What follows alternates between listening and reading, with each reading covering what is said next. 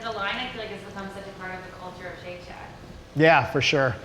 We've heard stories about people going to line just to get a burger and they start chatting with the person in front of them. They exchange numbers, they go out on dates, and the next thing you know, they're getting married and they ask us to actually cater their weddings. Isn't that crazy?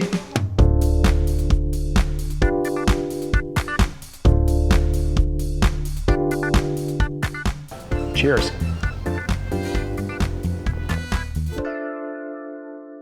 Hi, I'm Mark Rosati, Culinary Director of Shake Shack, and I'm here today to show you a few of our favorite recipes from our new cookbook. We're gonna be making our cheese sauce and our fudge sauce, which we've been serving at Shake Shack since day one in Madison Park here in New York City.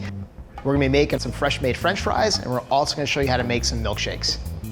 As Culinary Director of Shake Shack, I work with the culinary team and we create the recipes of Shake Shack, and we also try to localize all of our menu items when we open in a new city.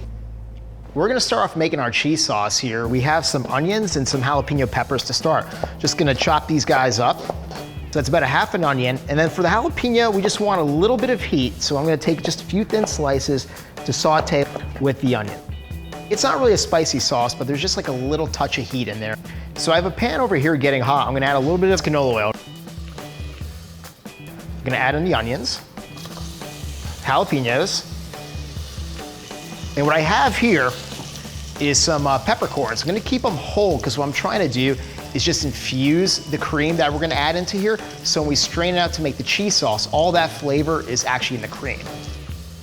And add a little bit of salt to it. I'm gonna let it sweat for about 5 minutes until the onions are translucent and the jalapenos soften. So now that we have our onions sweated down, I'm gonna add to this some white wine and also some vinegar too. And that's gonna reduce down, just add even more flavor to our cheese sauce. And what we're gonna do is just let that completely reduce down until the onions and the jalapenos are dry, and then we're gonna add the cream. It's not gonna take too long, it's probably about 1 to 2 minutes. So now we have the wine and vinegar reduced down. I'm gonna add in the cream here next, 2 cups. And what we're gonna do is let this simmer for a few seconds, turn off the heat, and we're just gonna let it infuse for about a half hour. Let all the flavor, the onions, jalapeno, the vinegar, the wine, just start to get into the cream. We're gonna start working on some homemade French fries to put the cheese sauce on top of. When going to the supermarket, you wanna look for Idaho potatoes. The only part where it gets tricky is the potato itself. The sugars in the potato can spike, and once they spike, there's nothing you can do to recede them. The inside is gonna be very limp. You're gonna have a soggy potato. What we're doing here is we're kind of feeling the outside. You want it to have some texture to it. If it's very soft, probably not the best potato. You wanna find ones that have a good tactile feel the grooves in there. It's probably gonna be best bet for making a great French fry. So what I'm gonna do here is cut one of the sides off just to give it some resistance so I can stand up on my cutting board. I'm gonna try to go for about 1/4 inch thick on this here. When I started with Shake Shack, the food had been set in stone for about 3 years with nothing new really happening. And as much as I want to really focus on managing people and learning that, I just couldn't get my head out of the kitchen. And anytime I would go on a break, I would start to try roasting up onions and putting that on a burger and just doing stuff that wasn't the norm at Shake Shack. My bosses noticed that and they said, you know what, this is interesting. Why don't you keep doing that? We'll see what happens. And that's how it all started. So now that I've had some potatoes cut, I'm gonna place them into some ice water here to stop them from oxidizing and also to start to release some of the starch in the potatoes too. What we're gonna do is keep the fries in here moving around. We actually might rinse them a few times in the water until the water runs clear. I put them in a colander here, strained out the water. I'm actually gonna put them here. I have some sheet trays with some towels on there because I wanna get these as dry as possible before we do our first fry.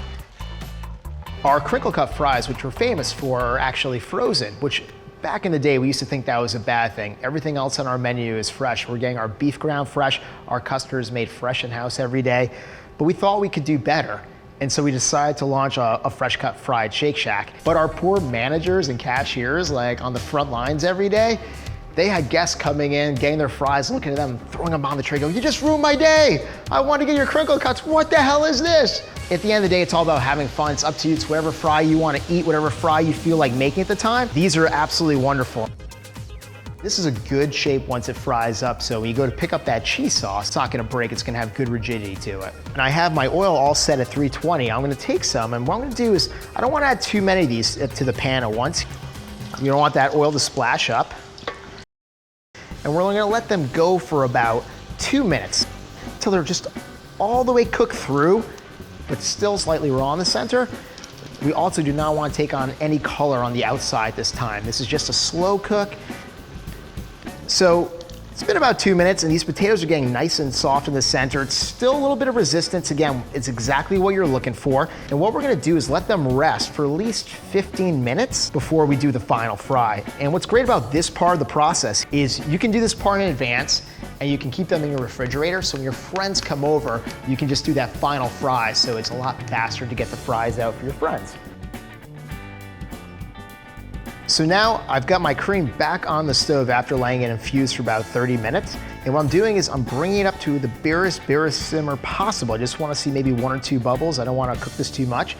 And now that it's warm, I'm gonna take the strainer and pour the contents of this on top of that cheese, which is gonna start the melting process. And make sure you get all the cream out. Then I also have a ladle just to press down against the remaining contents here to get all that cream and flavor out. We're gonna keep whisking this, and this process takes a good amount of time, up to maybe about 5 minutes. As you can see, it's already starting to melt and become very creamy. What we're waiting for is for all the cheese to melt so we have a nice, smooth, homogeneous consistency. So what I've done here is I've added some water to a pan about 1/4 of the way up, and I have it getting warm, so it's creating some steam to gently heat the bottom of the bowl to heat up the cheese so I can fully melt this a little more. If you are gonna make the cheese sauce in advance, this is a great way to get it nice and hot and smooth again. And as you can see now, all the cheese is melted. It's really smooth and flowing and smells incredible. It's gonna be absolutely delicious on top of French fries. So we fried our potatoes the first time, made our cheese sauce. Now we're gonna add them in 375, and this is gonna be the final fry. At this point, what we wanna do is get a nice golden brown color on the outside, and all those little bubbles that we created in the first fry, we're now gonna get them really hot and get them really crispy on the outside, and that's where all that great texture is gonna come from. So we're gonna let them cook for about 1.5 minutes. And we want the potatoes to keep moving around just to make sure they're not sticking together and promote nice, even frying all the way around them. All right, these are looking good to me. We have some nice golden brown color on them. And again, they're holding their shape quite nicely. I have a sheet tray lined with a paper towel. I'm gonna lay them out just to let them start to drain. And you wanna salt them right away when they come out, because it's gonna help the salt melt into the fry nice and evenly and very fast. Give them a little toss. Bring on the cheese sauce, we're ready to go. One of the pro moves you could do is halfway there, add some of this cheese sauce to it, so as you eat through the fries, you get all this lovely little cheese kind of all the way from the bottom. I would suggest if you're gonna serve this to your friends, serve even more cheese sauce on the side.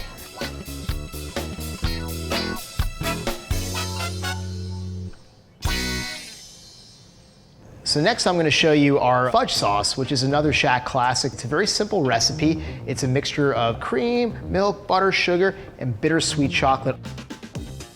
We have some milk, 2/3 of a cup. Turn my pan on, start to get this hot. I'm gonna put this around medium high. We're gonna bring this up to a boil. I also have 2 tablespoons of butter, 1/4 of a cup of sugar. All right, so we're gonna put all those ingredients in there, like everything start to get nice and high. And when it comes up to a boil, then we're gonna take our bittersweet chocolate here and add that in too. When we're looking for chocolate, I like to start off with a chocolate in the 70% range. It's just gonna add this beautiful depth of flavor. So now the chocolate is melting into the cream and butter. It's pretty well melted in here. You can see it's starting to boil a little bit. This is the point I'm gonna take it off the heat. Now I have a bowl I'm gonna pour it into so I can let it cool down. There's so many uses for this. We like to use it as toppings for our frozen custard when we make one of our concretes. We also add it to our vanilla shakes to make a classic black and white. We start off here by adding 3 cups of frozen custard or your favorite store-bought high-quality ice cream into our blender. And this is gonna be enough to make 2 milkshakes actually. We're gonna have our milk, about a cup.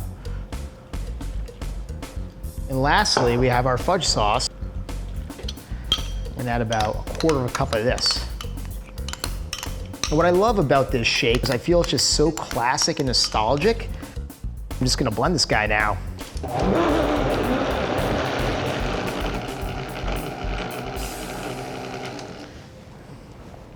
I just love that color right there. That is the perfect color for a black and white. You get the perfect balance of vanilla and chocolate in every sip. I think they blend very well together. I highly recommend you give them a try because you get a milkshake that's that thick and that delicious. So now we have our black and white shake, and something you can try at home if you're gonna do everything here and make the cheese fries is save a couple of those fries and actually dip them in your shake, because that combination of saltiness and sweet, it's really delicious. We actually had a lot of fries, but the good folks at Munchies ate them all before we could actually get to the part of making the milkshake, so we don't have any left. So I'm just gonna have to enjoy this as is, but cheers. Ah.